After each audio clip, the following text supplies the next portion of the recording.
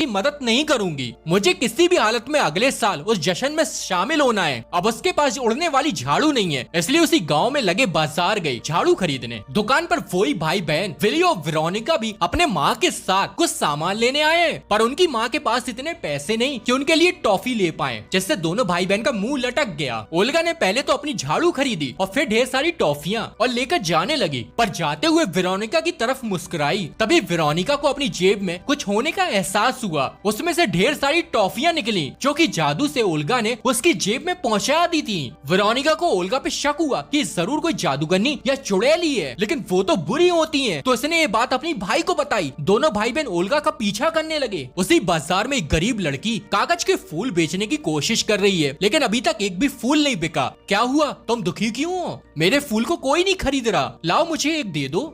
पर इसकी खुशबू तो बहुत अच्छी है। तभी आसपास के लोगों को भी फूलों की महक आने लगी, जिससे अगले ही पल लोगों की भीड़ लग गई उसके फूल खरीदने के लिए। असल में ओल्गा ने मंत्र पढ़ के उनमें जादुई महक भर दी थी। विली और वेरोनिका ने जब ये सब देखा तो उनका शक और बढ़ गया, क्योंकि लड़की के फूल खत्म ही नहीं हो रहे थे, वो लगातार बेचे जा रही थी। वहीं मौजूद एक सरकारी सिपाही को उसके फूलों की महक इतनी पसंद आ गई कि उसे लड़की से प्यार हो गया। सिपाही ने उससे शादी करने की बात तक बोल दी, जैसे लड़की की सारी परेशानियां खत्म हो गईं। ओल्गा ये देख बहुत खुश हुई और झाड़ू पर बैठ हंसते झूमते खुद को शाबाशी देते हुए घर पहुंची। उसका पीछा करते करते विली और वेरोनिका भी उसके घर आ पहुंच गए। ओल्गा ने पूछा, क्या तुम लोग रास्ता भटक गए हो? हाँ, हम रास्ता भूल गए हैं। ओल्गा ने उन्हें अंदर ले जाकर उन्हें खाने के लिए अच्छे अच्छे पकवान दिए, जिन्हें खाकर उनकी अच्छी पेट पूजा हो गई।